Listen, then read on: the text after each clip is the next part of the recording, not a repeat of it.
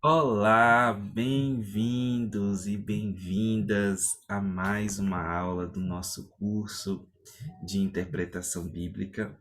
Fiquem à vontade.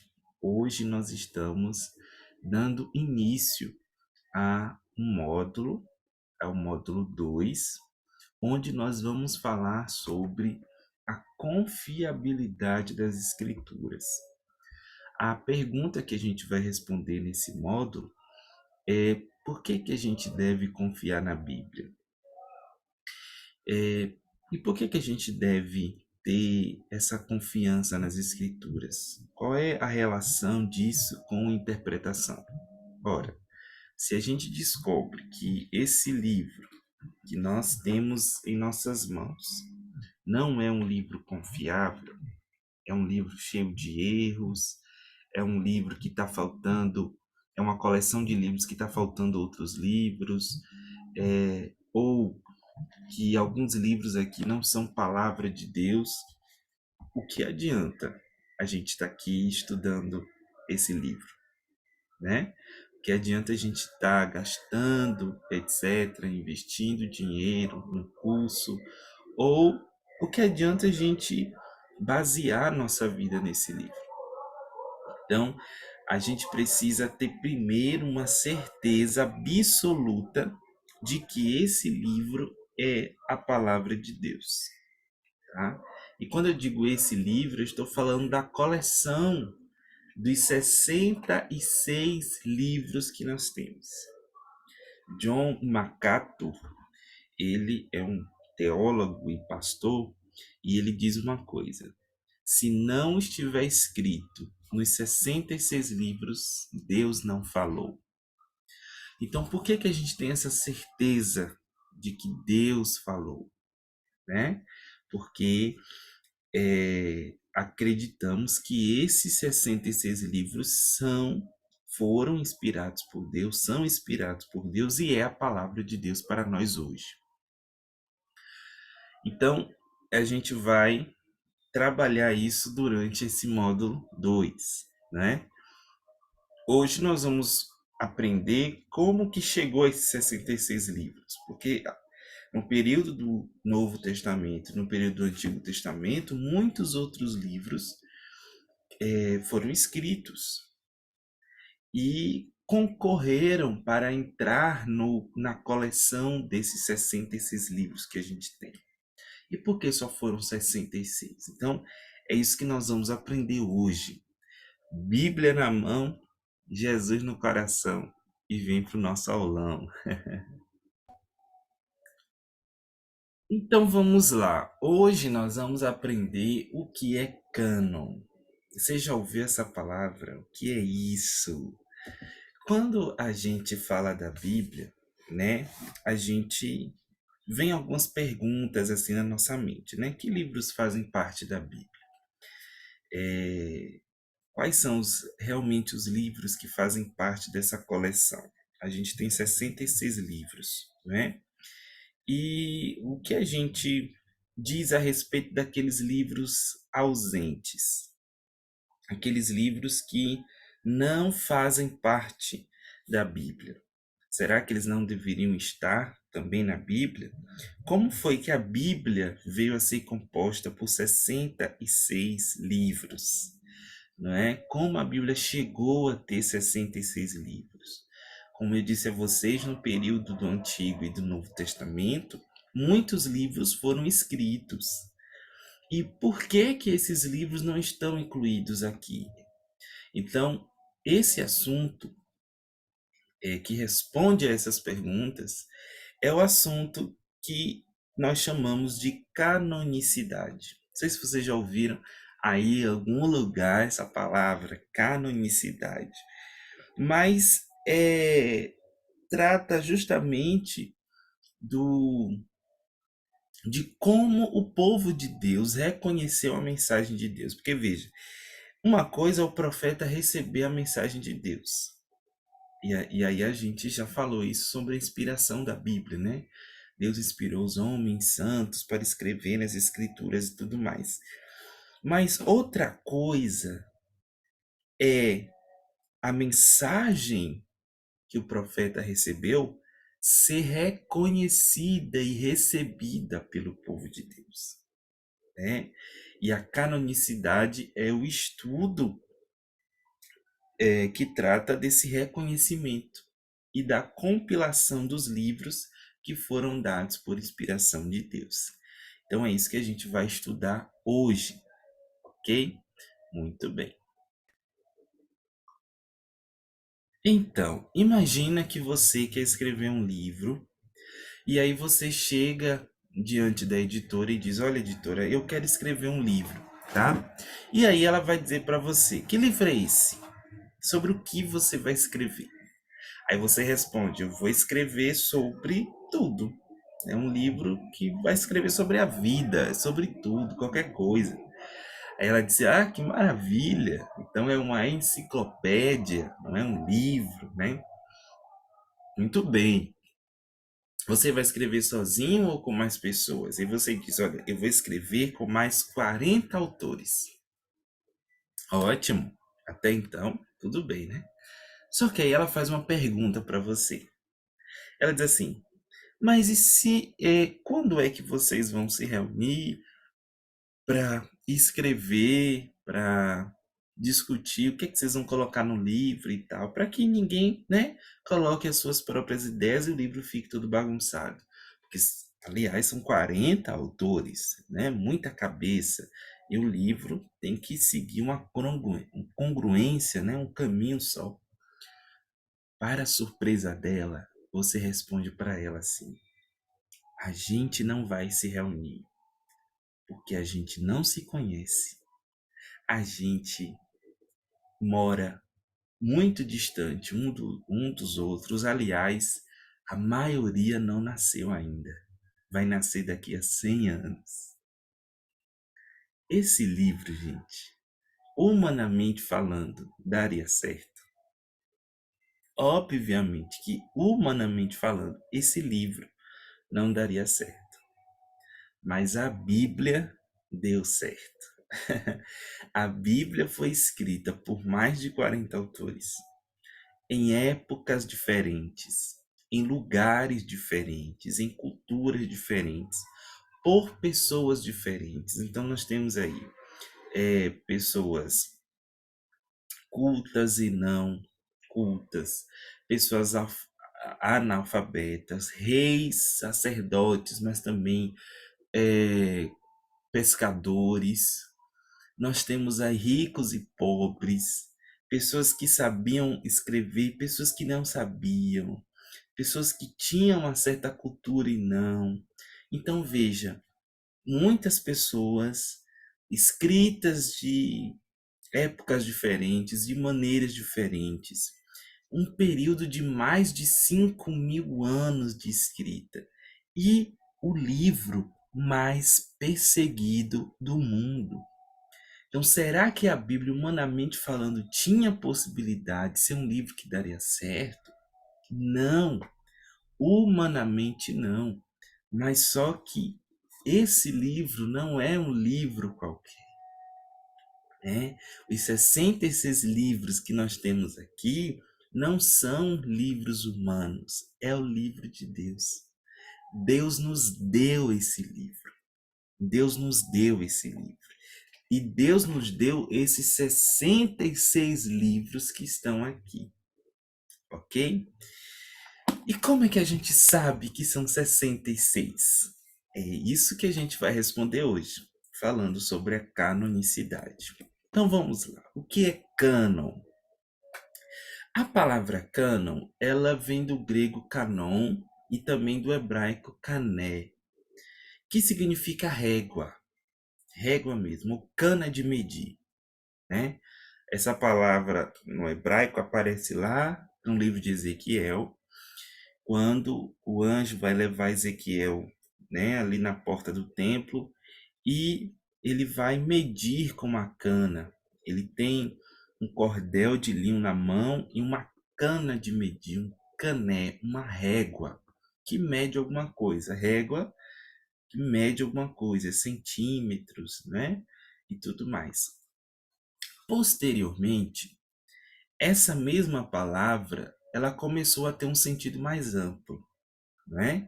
Ela passou a ser usada no sentido de padrão, de norma, de regra de alguma coisa. Então, é como se fosse uma régua, um limite, um padrão. Existe uma medida padrão de alguma coisa. Existe uma norma padrão de alguma coisa, não é? E essa palavra ganhou esse sentido. Para os cristãos, essa palavra tem um significado de ser a regra de fé, o padrão de fé que rege a nossa vida, né? É a régua que rege a nossa conduta, tanto de fé como de prática. Então, para os cristãos, a coleção das escrituras autorizadas é essa regra de fé. Esses 66 livros que nós temos na Bíblia, que são escrituras autorizadas. Por que escrituras autorizadas? Porque são escritos que têm autoridade divina. Então, esses escritos é a nossa regra de fé, é o nosso cânon, é a nossa régua, é a norma, é o padrão de nossa vida. Então, para os cristãos, eles associaram a palavra cânon à regra de fé, isto é, as escrituras autorizadas que regem a nossa vida. E aí, nós temos dois sentidos nesse conceito aí. Nós temos dois sentidos para a palavra cânon. O primeiro sentido é o que a gente chama de sentido ativo. E o segundo sentido é o que a gente chama de sentido passivo. Então vamos entender aí. O sentido ativo, a Bíblia, no sentido ativo, né? A Bíblia é o cânon, ou seja, é a régua, né? Pela qual tudo o mais deve ser julgado. Ou seja, qualquer teoria, qualquer filosofia, qualquer prática, qualquer tipo de crença, qualquer tipo de pensamento deve ser julgado por aquilo que está escrito na coleção inspirada.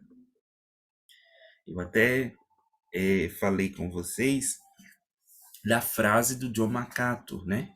Ele diz que se não estiver nos 66 livros inspirados, Deus não falou.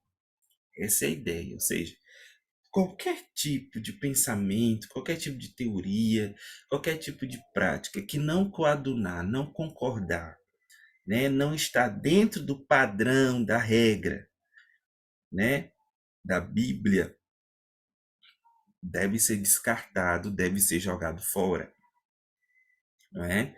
A Bíblia tem um texto lá em Isaías 8:19. Se você quiser acompanhar aí comigo, Isaías, capítulo 8, versículo 19, que diz justamente mais ou menos isso. Isaías 8:19, a seguir. Quando vos disserem, consultai os necromantes e os adivinhos, que chiureiam e murmuram, acaso não consultará o povo ao seu Deus? A favor dos vivos se consultarão os mortos? À lei e ao testemunho. Se não falarem desta maneira, jamais verão a alva. Passarão pela terra duramente oprimidos e famintos. E será que quando tiverem fome, enfurecendo-se, amaldiçoarão ao seu rei e ao seu Deus, olhando para cima? Olharão para a terra e eis aí angústia, escuridão e sombras de ansiedade, e serão lançados para densas trevas. Então, esse texto está falando que muita gente vai chamar as pessoas para consultar os mortos em favor dos vivos. Mas aí o texto diz: nada disso. A lei é o testemunho. É aí que vocês devem consultar, porque se vocês não falarem desta maneira, se não falarem baseadas na lei e no testemunho, E lei e testemunho na Bíblia é sinônimo da própria Bíblia, da própria palavra de Deus. Então, se você não falar conforme o que está escrito, se você não ensinar conforme o que está escrito, se você não viver e acreditar conforme o que está escrito, vocês não verão a alma, vocês vão sofrer.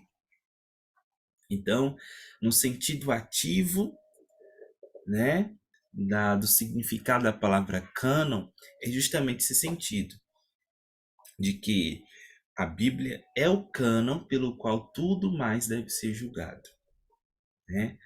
Tudo que a gente pensa, tudo que a gente faz, deve ser julgado pelo que está escrito na coleção inspirada, ok?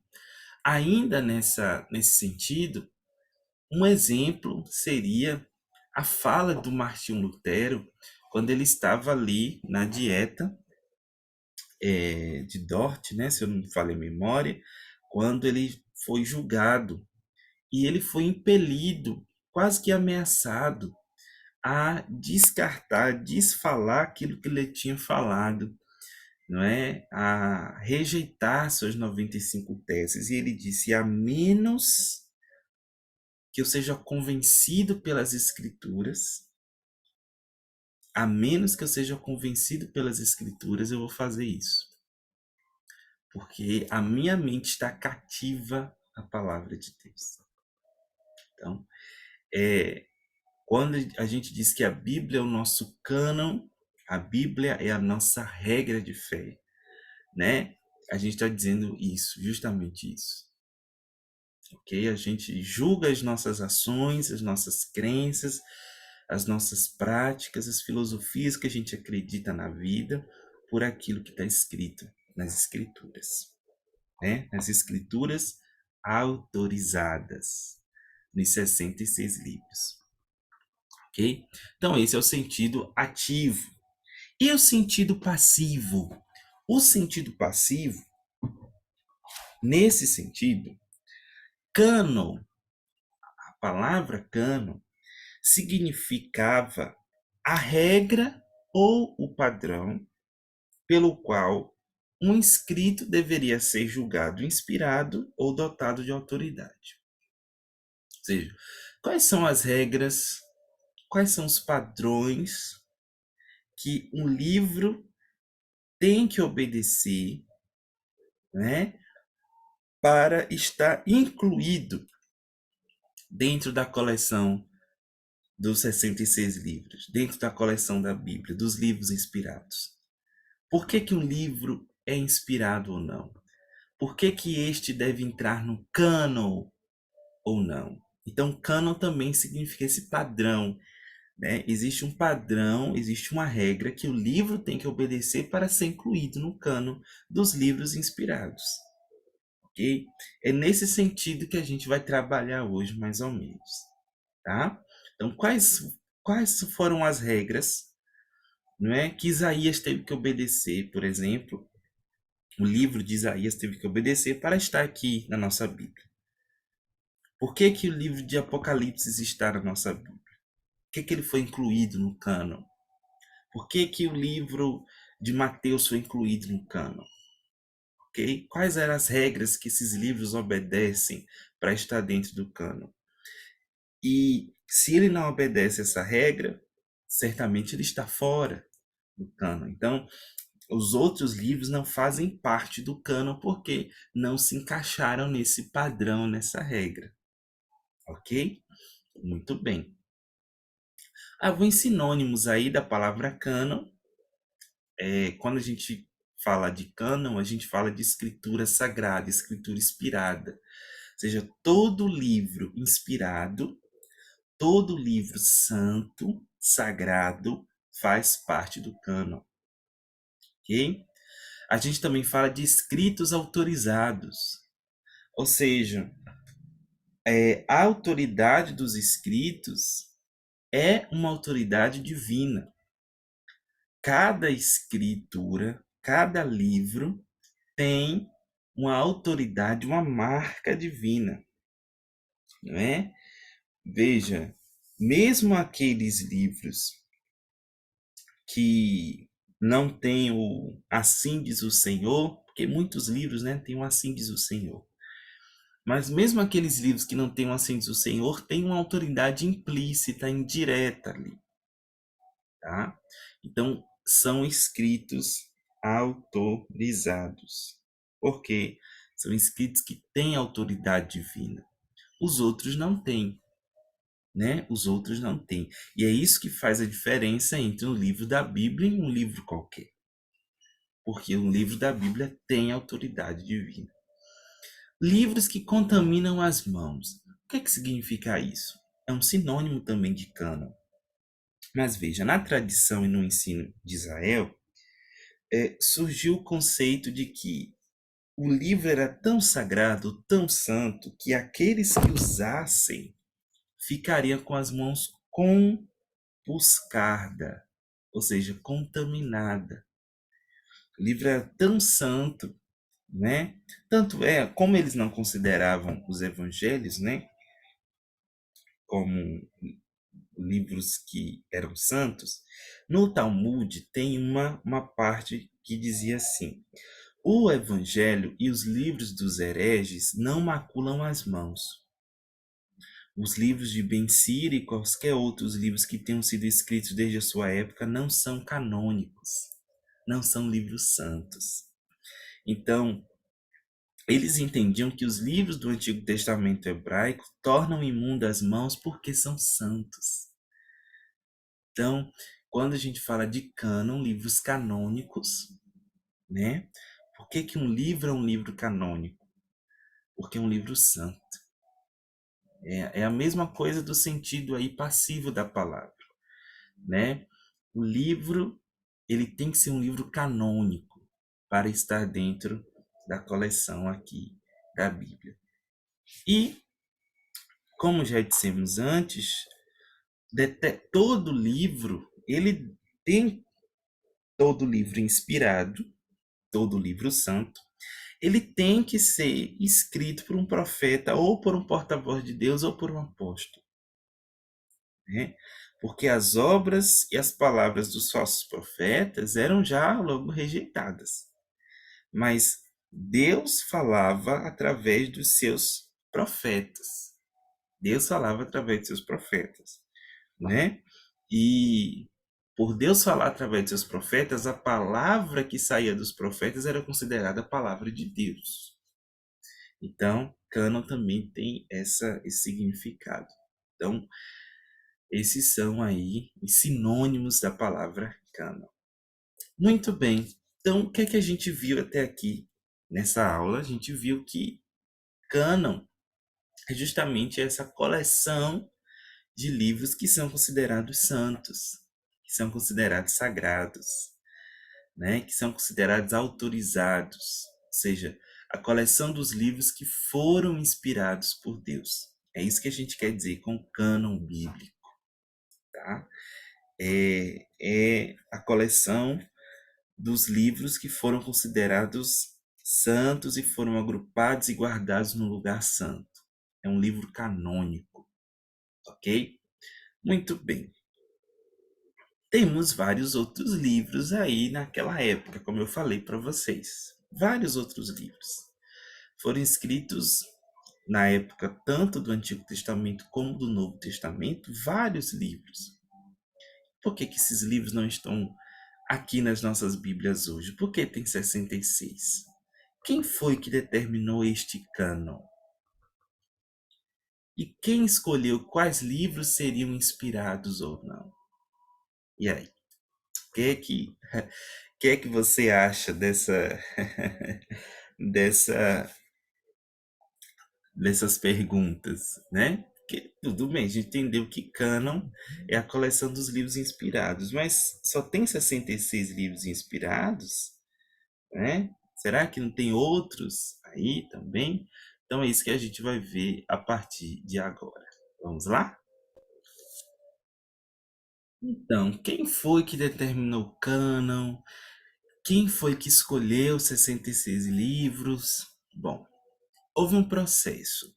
E não foi um processo assim, alguém sentou e disse, não, vou reunir todos os milhares de livros aqui na minha mesa e vou pegar, esse aqui eu gosto, esse aqui eu não gosto, esse aqui vai ser incluído, esse aqui não. Não, não foi isso, tá?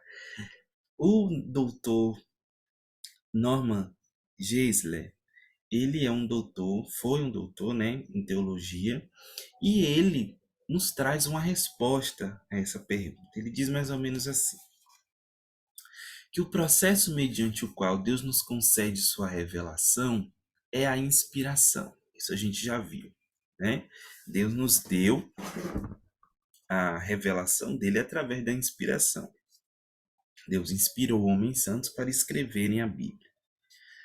Mas é a inspiração de Deus no livro que determina a sua canonicidade, ou seja, se ele deve ou não entrar no cânon.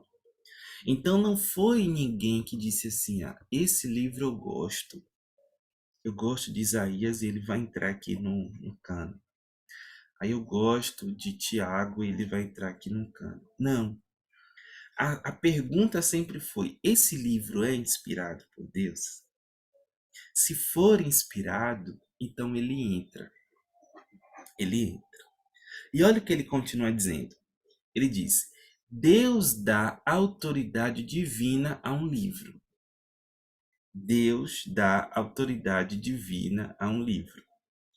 E os homens de Deus o acatam. Deus revela e seu povo reconhece que Deus revelou. Ou seja, quem deu autoridade a um livro não foi o homem. Quem deu autoridade para que o livro fosse canônico, quem deu a canonicidade ao livro, não foi a igreja, não foi o povo, mas foi o próprio Deus. Então Deus determina, Deus deu autoridade e o povo cabe aos homens de Deus receberem, acatarem, reconhecerem. Só isso. E aí ele diz uma coisa que para fechar, né, essa resposta que ele nos dá. Ele diz assim: a canonicidade é determinada por Deus. Então quem determinou a canonicidade? Deus. Deus que determinou a canonicidade. Porém, ela foi descoberta pelos homens de Deus. Então, não foi alguém que escolheu os livros, pelo contrário, estavam lá os livros, muitos livros apareceram e coube à igreja, coube ao povo de Deus o papel de descobrir quais eram esses livros inspirados por Deus, quais eram os livros canônicos. Então, o processo, obviamente, foi um processo longo, um processo que durou anos, mas foi um processo de descoberta. Eles descobriram quais eram os livros. Eles não disseram assim: ah, eu gosto desse, não. Eles pegaram o livro de Isaías e disseram: aqui é o livro de Deus. Eles pegaram o livro de Salmos e disseram: aqui é o livro de Deus. Eles descobriram, né, quais eram esses livros. Pense comigo. Como que eu sei que esse aparelho é um aparelho de celular e, além disso, ele é da Samsung? Eu que escolhi que ele fosse da Samsung? Foi eu que quis chamar esse aparelho assim? Não, né? Ele já veio com suas próprias características. Suas próprias características. Eu só reconheci aquilo que já estava determinado. Não é isso? A mesma coisa foi o processo de canonicidade dos livros da Bíblia. A igreja só reconheceu, ou seja, a igreja só descobriu, mediante as características que eles tinham, se eles eram palavra de Deus ou se eles não eram palavra de Deus. Então, por isso que muitos livros foram incluídos e muitos livros não foram incluídos. Aqueles livros que foram incluídos tinham características, tinham elementos próprios de que eram dotados de autoridade divina. E aqueles livros que não foram incluídos não tinham essas características. tá? Não tinham essas características, ok? Muito bem. Então, quem descobriu o cânon foi a igreja, mas quem determinou o cânon foi Deus, ok? Muito bem. E aqui a gente chega, né, para finalizar nossa aula de hoje, nas características. Que veja, a comunidade de crentes arcou com essa tarefa de concluir quais eram os livros que realmente são de Deus. Eles tinham suas próprias características, né? O papel da igreja era descobrir quais eram os livros de Deus. E para descobrir esses livros, eles tinham que procurar certos característicos próprios de autoridade, da autoridade divina. Como alguém poderia reconhecer um livro inspirado só por vê-lo? Como é que, quais eram os elementos característicos, né, que distinguiam o que é uma revelação de Deus, o que é uma declaração de Deus e o que era uma declaração meramente humana? Quais foram esses critérios para o cânon bíblico? E aí nós temos cinco critérios. Cinco critérios. Eu vou falar sobre cada um deles agora. O primeiro critério é o critério da autoridade de um livro. Como a gente já demonstrou antes, cada livro da Bíblia traz uma reivindicação de autoridade divina.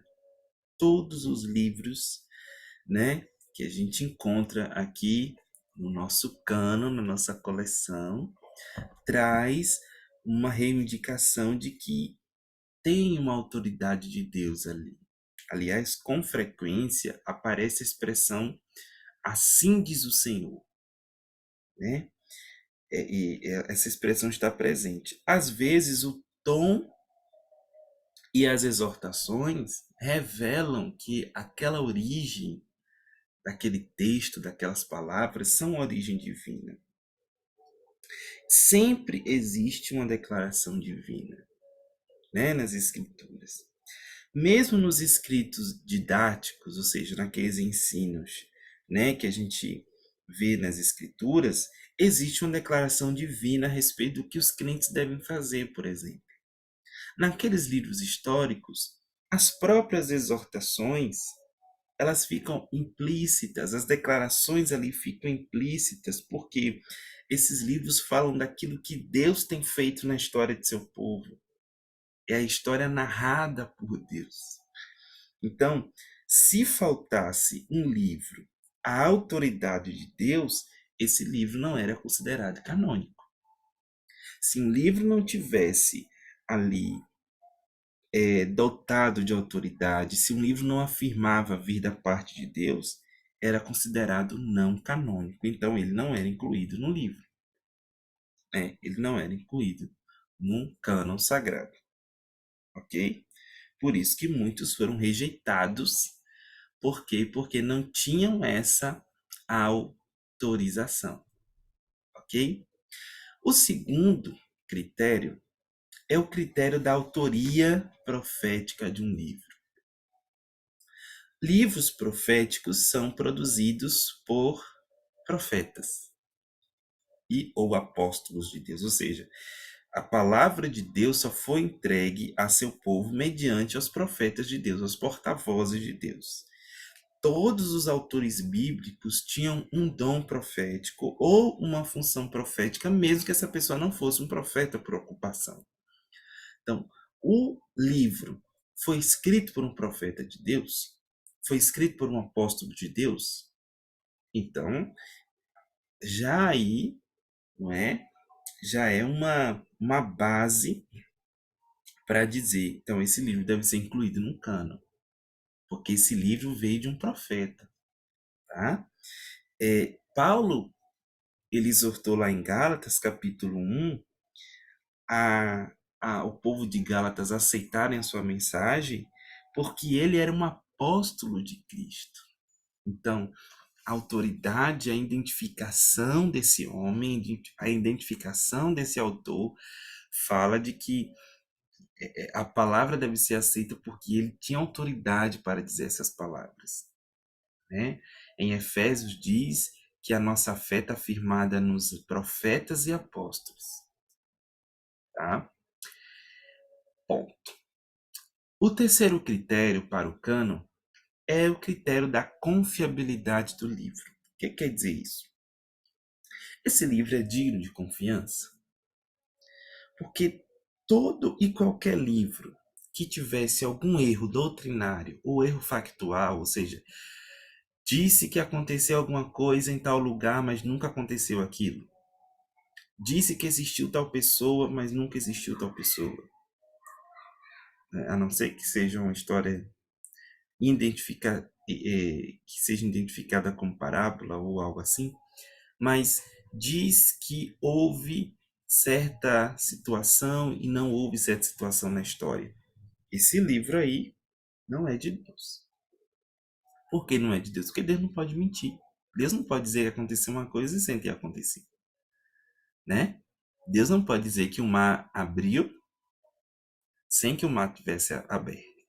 Se Deus disse que o mar abriu, porque o mar abriu realmente, né? Então, é interessante porque quando a gente linka os livros da Bíblia que a gente tem com a arqueologia prova os acontecimentos das Escrituras, né? A arqueologia confirma o que as Escrituras escreveram. Então, tudo que está na Escritura, a arqueologia pode comprovar, né? No que concerne a história, no que concerne a fatos históricos, a lugares e tudo mais. Mas se um livro não tivesse essa característica, ele não é um livro confiável. Então, ele não entrava no cânon. Então, por isso que muitos foram rejeitados. E esses aqui não estão aqui. O quarto critério, o quarto teste da canonicidade, era se esse livro ele tinha o poder de transformar vidas. Porque, veja, o Espírito testifica com o nosso Espírito. E a palavra de Deus é viva, eficaz, é poderosa. E o apóstolo Paulo diz que as Escrituras podem nos tornar sábios para a salvação. Então, alguns livros da Bíblia, não é? Eles até tiveram uma certa dificuldade de entrarem, por exemplo, Cântico dos Cânticos e Eclesiastes, eles foram questionados pelos estudiosos porque eles julgaram esses livros como isentos desse poder, né? De edificar a igreja, de transformar as pessoas, porque eles viram o Cântico dos Cânticos mais sensual, né? E Eclesiastes mais um livro cético, pessimista, até que foram convencidos de que não, esses livros eram profundamente espirituais. Cântico dos Cânticos é uma alegoria entre o relacionamento de Deus e a igreja, né? Eclesiastes é edificante e positivo, porque fala da lei, fala de temer a Deus, fala de viver aquilo que Deus nos dá, e pouca dúvida então restou, né, acerca da canonicidade desses livros. Mas o livro de Deus, né, tem poder, é poderoso. É por isso que Paulo diz: eu não posso rejeitar, me envergonhar do evangelho, porque ele é poder de Deus. Tá? E a marca final de um documento escrito, de um documento autorizado, é o seu reconhecimento pelo povo de Deus. O povo de Deus reconheceu essa palavra como de Deus quando ela foi recebida primeiramente. O povo de Deus reconheceu, ela constatou que de fato aquela mensagem era de Deus. Então, qual era a reação dos primeiros leitores daquele livro ao receberem aquela palavra? Foi uma reação de fé. Por exemplo, os livros de Moisés foram aceitos imediatamente pelo povo de Deus, né? foram coligidos, citados, preservados e até mesmo impostos sobre as novas gerações, né? As cartas de Paulo, a mesma coisa, foram imediatamente aceitas pela igreja e até pelos demais apóstolos, né? Em 2 Pedro, Pedro compara até as cartas de Paulo com as escrituras do Antigo Testamento, em pé de igualdade. Então, é necessário dizer que, digamos assim, o fato de o povo receber a mensagem, reconhecer a mensagem, também era um ponto, porque eles já tinham rejeitado falsas. Mensagens falsas eles rejeitavam, ok? Então, esses foram os critérios aí para aceitação do cânon. Então, se esses 66 livros estão aqui nas nossas Bíblias, é porque esses 66 livros passaram pela, pelo teste, pelos critérios da canonicidade, ok?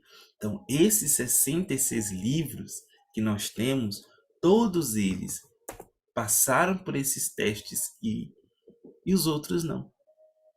Então, os apócrifos, os deuterocanônicos, livro de Judite, livro de Tobias, Evangelho de Tomé, Evangelho de Judas, etc., esses outros livros não passaram por esse teste, né? Não tinham essas características, esses caracteres de ser um livro de Deus. É um livro de homens. Quais são os livros que Deus nos deu? Esses aí, ok?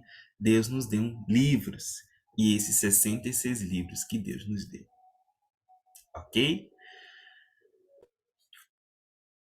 Então, hoje nós vimos, né, por que nós temos 66 livros e que esses 66 livros aqui são os livros de Deus, né? São os livros que Deus nos deu, ok? Na próxima aula, a gente vai ver um pouco mais ainda sobre esse assunto. A gente vai focar no Antigo e no Novo Testamento, né? Como que chegou aos 39 do Antigo e aos 27 do Novo, né? Porque no período aí tinham outros livros e outros livros queriam concorrer aí. Isso porque a nossa Bíblia protestante é diferente. Não sei se você sabe, mas nós temos 66 livros, mas os católicos não. Tem mais livros ainda, né? E os cristãos ortodoxos também têm outros livros e tem alguns que a gente tem e os ortodoxos não têm. Então, por que que nós temos essas diferenças? Por que que nós devemos acreditar nesses aqui que nós temos e não em outros? Então, na próxima aula a gente vai ver isso, tá bom? Essa foi a nossa aula de hoje. Espero que tenha ajudado você, que você tenha aprendido um pouco mais e até o nosso próximo encontro, se Deus quiser. Tchau, tchau.